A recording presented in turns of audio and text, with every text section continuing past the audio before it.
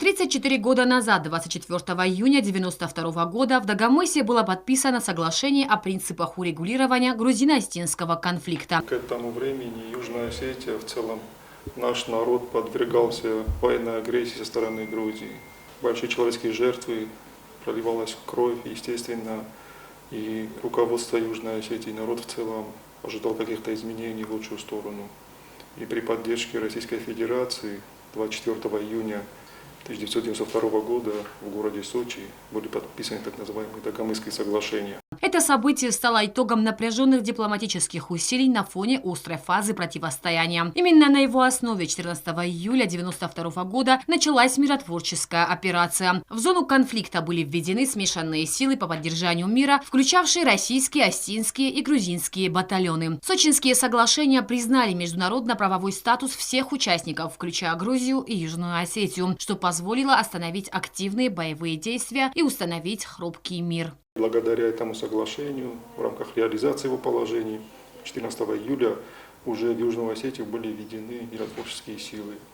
Это послужило таким хорошим стимулом для стабилизации ситуации. Было остановлено кровопролитие. Миротворцы стали между противоборствующими сторонами. И, конечно, это для нас очень важная дата и значимое событие. Сегодня исполняется 34 года.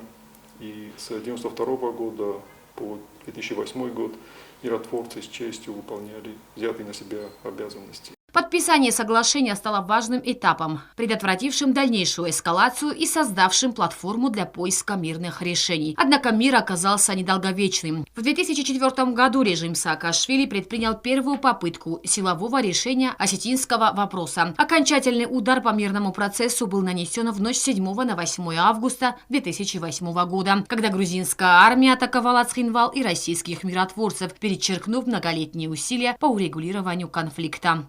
Сегодня в Южной Осетии дислоцированы российские войска в рамках двусторонних межгосударственных соглашений. И их присутствие для нас является и будет являться гарантом мира и безопасности Южной Осетии.